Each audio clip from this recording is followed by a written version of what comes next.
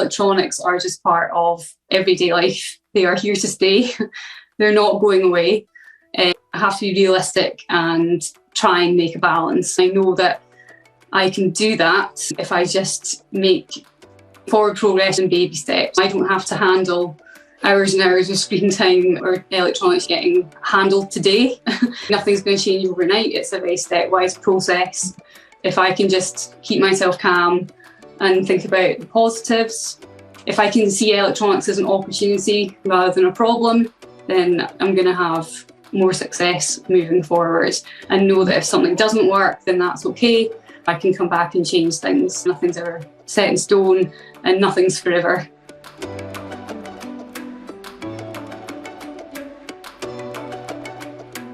Do you ever feel completely guilty, or you feel like there's just a lot of shame, especially around when it comes to electronics or screen time? Maybe you see threads in Facebook groups you're in, or maybe you talk to other parents and you almost don't want to tell them about the challenges that you're having or the plans that you've made because you don't want them to judge you, or you're afraid of what they might think. Maybe you hear a lot of, this is what you should do. This is what's best. This is how you should handle electronics.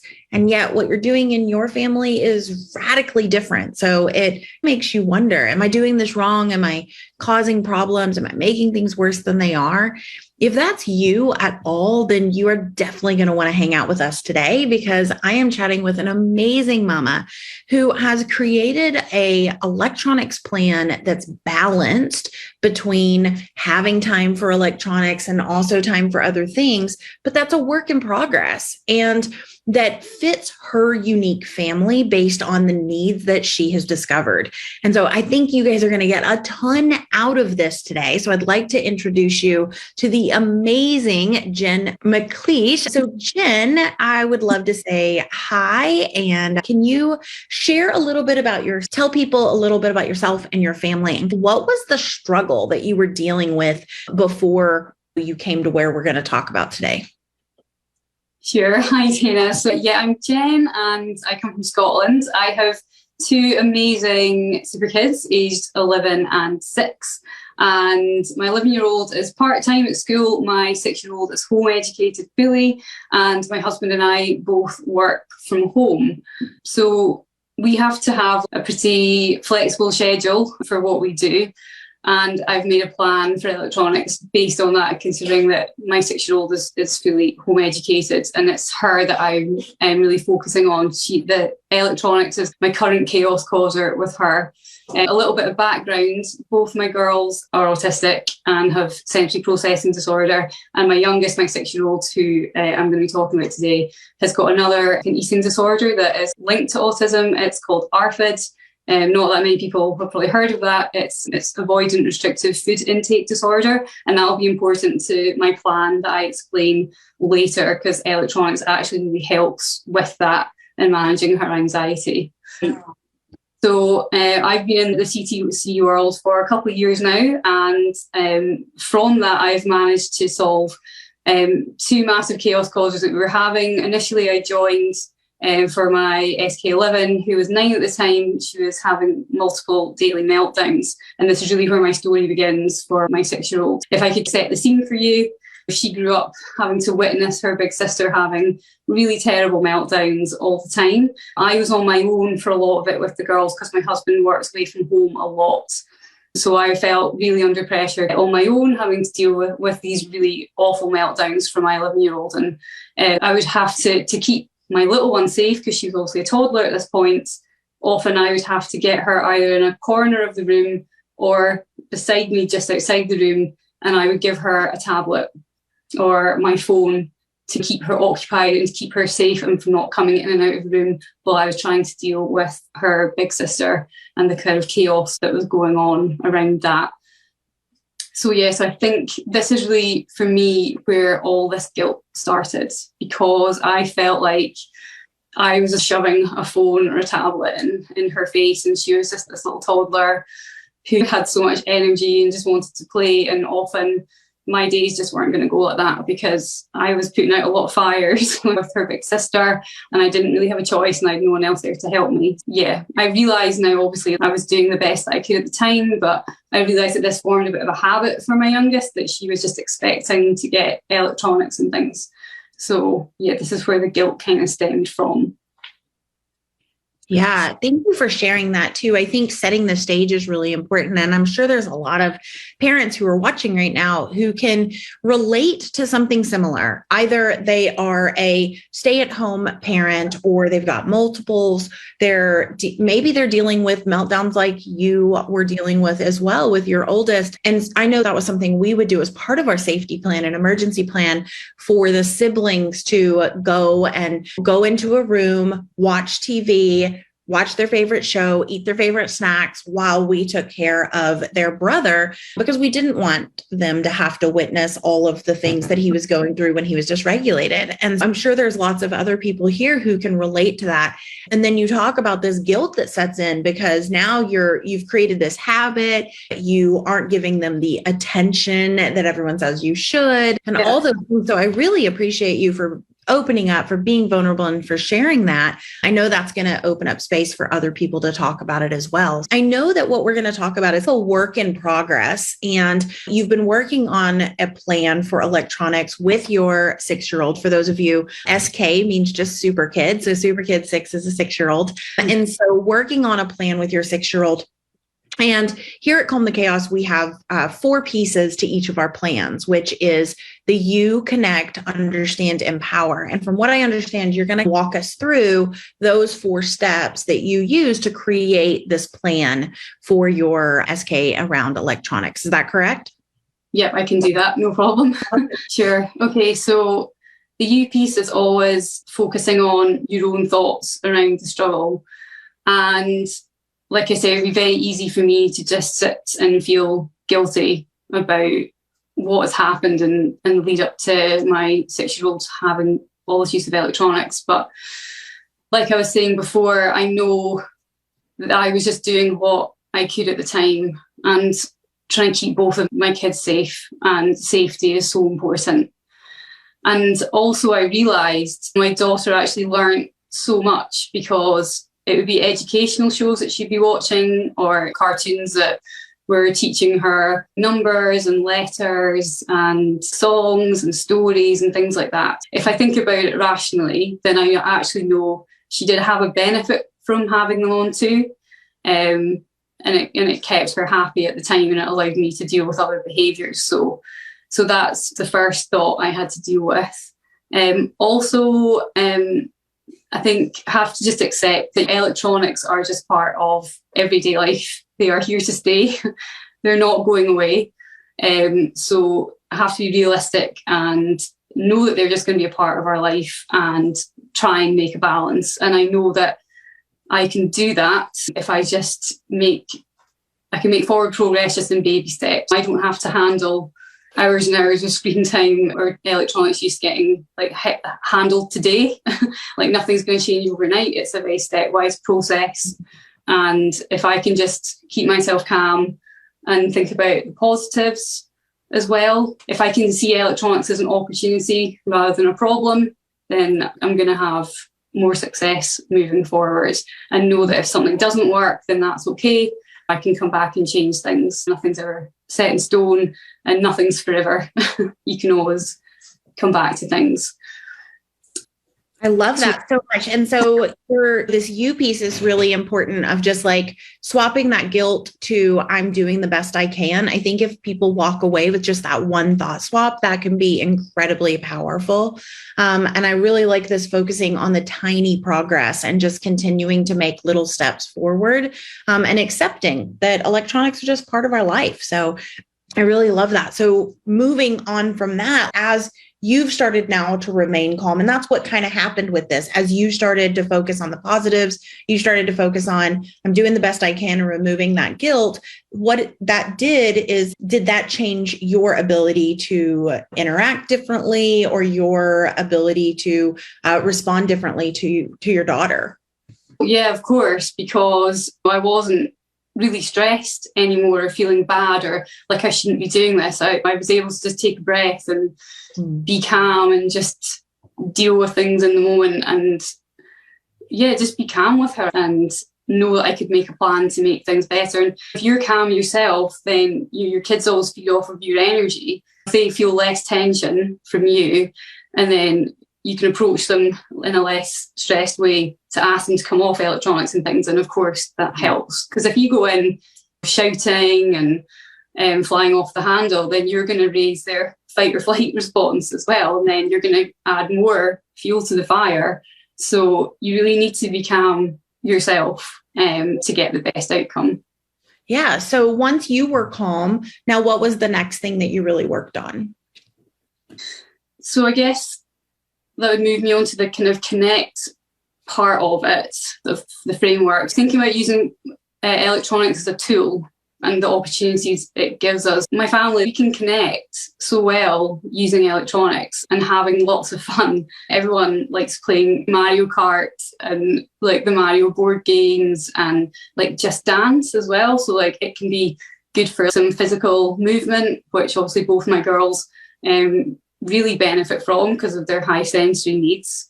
It's lovely to sometimes watch old videos that I've taken of like when we've been on days out or being with family, and we can sit together and watch them and reminisce about those times and talk about what happened and have a laugh about things. So it's lovely connection time actually. Obviously we use Zoom and things to speak to family and friends who are far away. So that's great connection for the girls, not only with me, but for other family members.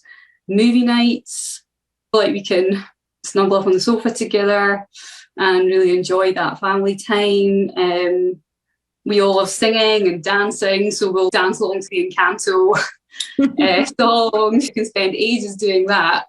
My 6-year-old and I love yoga, so like we'll do some kids yoga together. Like we couldn't do that if we didn't have the TV to facilitate that. And another thing that actually I really love, this is a great positive electronics use I have found, is Headspace, an app that it really helps at bedtime. So they have these fantastic animations that we all lie in bed and watch together, and it talks about all kinds of mindfulness techniques to get them calm before bed, or how to think about their own thoughts and feelings. So we find that really helpful, and we can listen to like nature sounds that really helps them to sleep. There's so many positives that you can use electronics for, just to connect with one another. If you can find a way so that they're not just playing themselves on the games, like how you can be involved with them, then that's good time that you're spending together and having all those positive interactions. And what is the benefit of when you're trying to make a plan, when you're trying to make a plan that works for both of you, like why include this connection piece? Why is that important? Because if you're not well connected with your child, it's so much more difficult to then sit and make a plan where you can problem solve moving forward. Your kid has to feel really comfortable and safe with you and know that they can talk to you about anything and be heard, and we can all listen to each other and understand our needs and things like that. And if you're not connected, if you feel like you've just had days and days of just arguing or pulling electronics off of them, they're not going to be in the right mindset or the right place to sit down with you and have that chat or that huddle of, hey, we need to think about an electronics plan. You need to be able to be comfortable first with each other and feel really close before that's going to happen. Mm-hmm. Yeah, that's amazing. So once you're able to start building that trust and that safety and connecting, so now you're remaining calm, this is helping them remain calm and build that trust and safety. So what is the next big piece? Because you talked about at the beginning that you could get a plan from the internet or something like that, but it wasn't going to work for your unique kid. Can you tell me a little bit more about that? Sure. So the understand piece is so important. So I think when kids are using electronics, you need to understand the root behind that. What is their need to be driven to just be like watching TV and not engage in other tasks. So I guess it's that looking under the surface kind of piece and seeing if they have any unmet needs and things like that. So for me, for our family, like I said, my 6-year-old has a lot of complex sensory needs.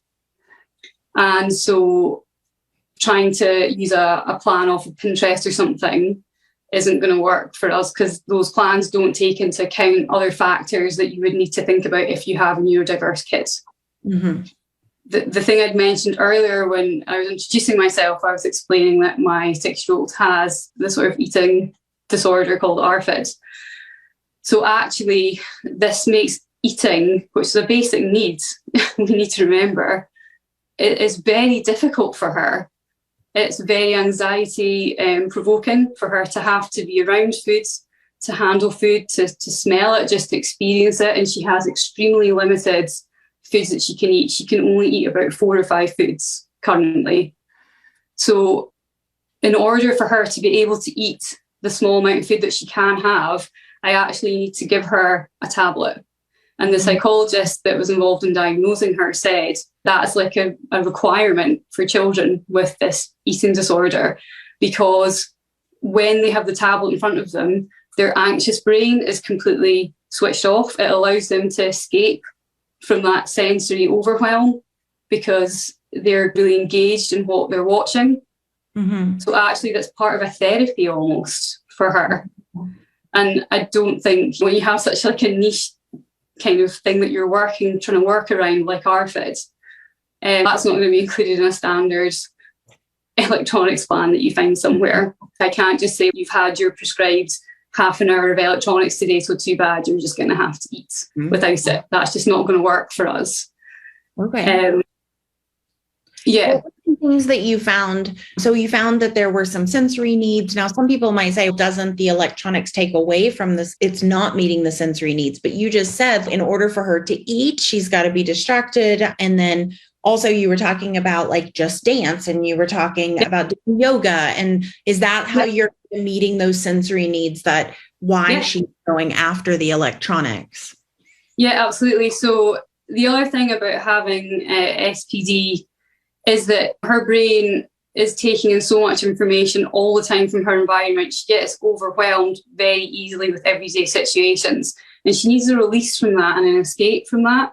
So I can see, like, when she is just so exhausted, like she's done, if she just has some time in front of a TV to relax, that helps her really settle back down and regulate, and then she's able to move on to the next thing that we might want to do together. Which could be learning, using an app. Like I say, she's homeschooled, so in order to help her learn and think about her education, at the moment I'm actually relying a lot on apps, because this was another thing that I had to consider as her needs, is her experience from being in school for the time she was there. It really knocked her self-esteem because she didn't cope in the classroom environment. And things like holding a pencil were really difficult because she's hypermobile, and other kids would make fun of her writing and stuff like that. So she really was miserable. So now that she's at home, she still remembers all that kind of trauma of feeling so bad about herself. So I can't get her to write. But if I'm using a tablet, she can use her finger to trace letters and things, and she's much more engaged and likely to do that. And she likes like the fun animations that you get that help do maths or whatever. So electronics has been really positive for her in that way as well, in helping her access education once she's regulated. So I really have to break up my day between doing some exercise for her, because she likes spinning, like you're saying, that sensory need. So we'll either go outside and play at the park, or we'll do the Just Dance or the yoga or something like that. Try and do something to do with learning, which could be on an app, because that works for her right now, because I'm still digging into the refusal and the avoidance on her part when it comes to doing education or educational things, which I know is just from self-esteem issues at school, but I'm still working on that. And then she can have TV to settle, regulate, and then we'll move on to the next thing. So my day is very broken up. I love that. And can you tell me, so what does the plan look like now? What's the final, like what, there was one more, you said that you're still a work in progress. Is there, I've created a plan with her. Like now that you know all this, what were you able to plan out with her? You told us a little bit of it of now, this is how you use it to access information. You've introduced some breaks. So can you walk us through what that last piece of empowerment looks like? Sure. So I was able to have a really good chat with her, and we spoke about her needs and her struggles. Because we've been in CTC for so long, she's very aware actually of her own needs and her triggers and what she needs to regulate. So we could talk really well about this and quite clearly that when she feels a certain way, then she knows she needs to ask for a break. And if that means needing TV for a set amount of time, we'll do that. But then if I detect by just observing her that she is possibly just getting bored, then that would be when I would start using a timer of, I think we've been on this long enough now, how long do you need? Or can we finish up when the show finishes? Like this sort of thing. And she's been quite good at using a timer. She likes, again, electronics to rescue. I've got like an Apple Watch, so she likes asking Siri to set the timer on my watch. So she knows when that goes off, she's quite happy to come off, and then we'll move to the next activity. So I'm doing like first thens with her. And actually sometimes TV has to be first, because like I say, even just sometimes her getting up and choosing what to eat for breakfast, going through eating that is really stressful for her. She needs downtime just from eating to then re-engage her brain to be ready to learn or do whatever tasks that we're doing for the day. And some days can be better than others. You know, autistic children can have good days and bad days, and I have to lower my expectations. Some days I can tell, I can see when she is really going to struggle. So I keep everything very low and to a minimum. And if that means that she'll have extra screen time that day, then I just accept it, because I know it's just one day. It's not a disaster. I don't need to catastrophize it. I just need to accept it and think about moving on next time. There's no point in me dwelling on that. We just move on and see how she's doing the next day. But her regulation is really the key thing for me and my main consideration. Yeah, this is really amazing because you've talked through not just what you've helped her with. I think a lot of times we start here, right? We start with a first then, and it's like first eat your food, then you can have electronics. First do your homework, then you can have electronics. Yeah. It might work in the short term, but it's not actually helping the kids be aware of their emotions, aware of their sensory needs, aware of different things. And you're getting really clear on having these conversations with her ahead of time. And then that's the most important piece, is this flexibility piece, like giving yourself permission to, because I think people think consistency means that you can't be flexible in your plan, but instead consistency is making sure that you have open communication with your child around what's happening. Yeah, sure. Like every day we'll have a discussion about what we're going to do. And sometimes the day will start off well, and then we suddenly have to change our plan. And like you say, it's just her and I checking in with each other all the time with what she needs and how she's feeling. And it's great because she has this awareness. Like she can sometimes say to me, "Oh, Mum, I need a break." Or when she's had the break, she'll suddenly say, "I'm good now. Mum, let's go do this. Let's go." And then she'll be like a bundle of energy again, because I've just let her have that time. It's just all she needed. And if I'd been stressed and shouting, "No, you can't have TV. No, you've been on that long enough," it would just make the whole day go downhill, and I wouldn't get as much out of her. It's really just like you say, that back and forth compromising, and me not really having this target or a goal at the moment.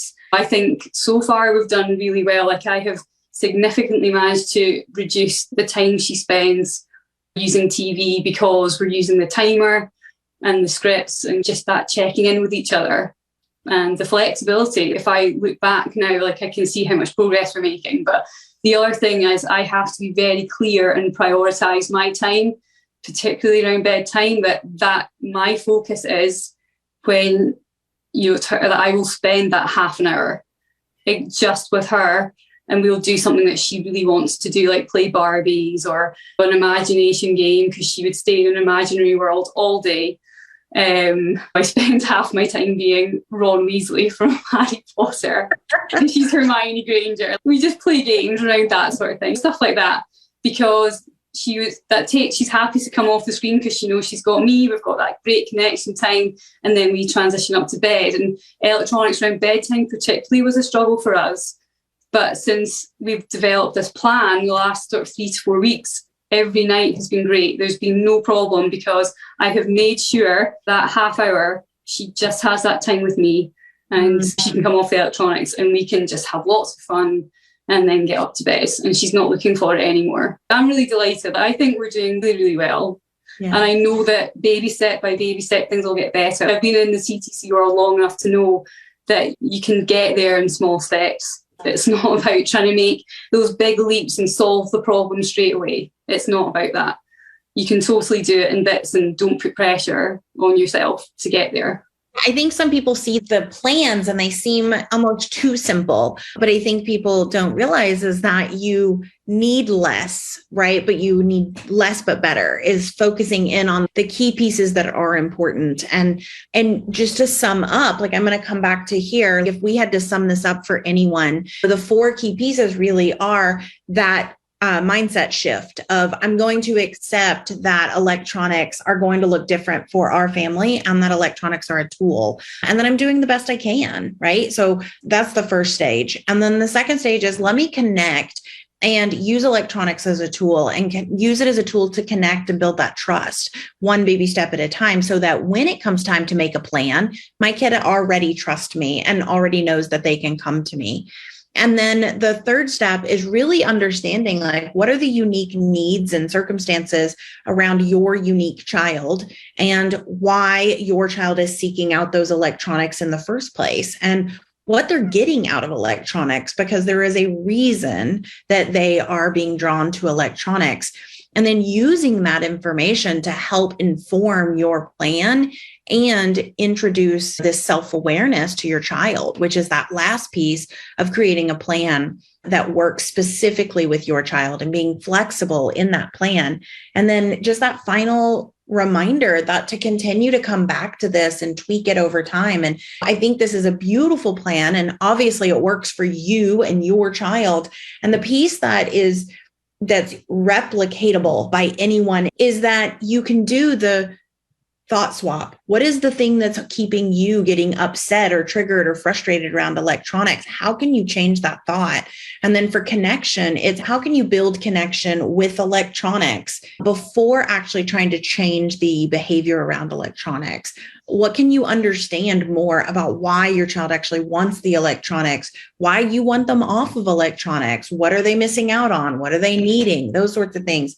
And then how can you use that information to empower your child and you to create a plan that works with both of you? So that's how you take this plan that looks like it's one size fits all with this you connect, understand, empower, and you personalize it to your unique family. I'd love to know from Jenn, what is one final thing that you would say to anyone here who is feeling that heavy guilt of, I can't let them do this because they'll learn that this is okay, or I can't change my plans because then I'm not being consistent, or I'm giving them too much electronics time because their brother needs me or the toddler needs me or whatever it is.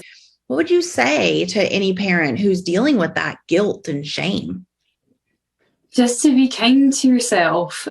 Things happen in your day, like plans can change all the time. And actually being flexible is a skill in a lot of ways. Like you need to teach yourself to be flexible. Yeah, just to think about the baby steps and what needs you are meeting at that moment and that day. Because at any given time, something is going on under the surface for either you or for them or for another person in your family that is then giving that or requirement for the electronics. So you're doing things for a reason, and just analyze your thoughts. When people are criticizing you, so I got a lot of judgment as well. Like people would walk past me if we were out eating, shaking their heads at me, tutting.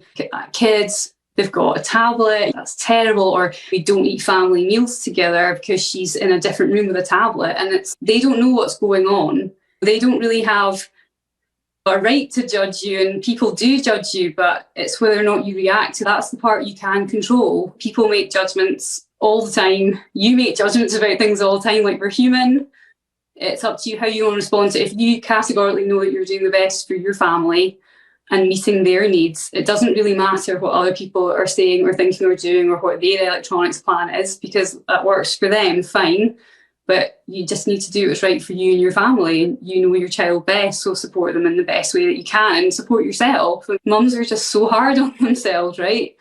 And it's hard to let go of that guilt, but as soon as you do, you can move forward with a positive mindset and look at opportunities rather than being stuck, feeling bad when you don't have to. Yeah. You're not alone. You're really not alone. I love that so much. Hopefully those of you watching who are feeling that shame and that guilt, you can just let it go. Like, literally, if you have to, write it on a piece of paper, crumble it up and throw that away, because you've got enough stress. You've got enough chaos in your life. You do not need more guilt or shame or any of the other things, that judgment that is going to happen, right? But you don't have to be affected by that judgment. I think that's one of my biggest takeaways from this call. So thank you so much, Jenn. It's been absolutely amazing. If you guys have any questions whatsoever, don't hesitate to reach out. I'd love to hear your biggest takeaway. And I want to reiterate, like, you're not alone. You can let go of that guilt. You can let go of that shame. You are doing the absolute best that you know how to do for your family right now. And we see that, and we're here for you. So any questions you have, any needs you have, we want to support you and help you calm that chaos in your life moving forward. So thank you. And with that, we're going to say goodbye. Thank you, Jenn, so much for being an amazing guest. Thank you so much. It was great to have this chat with you, and hopefully it'll help lots of other moms watching. I know that it will. So even if it just helps one, I know it's going to help so many people. But thank you so much, Jenn, and everyone else, go forth and conquer your day. Bye, guys.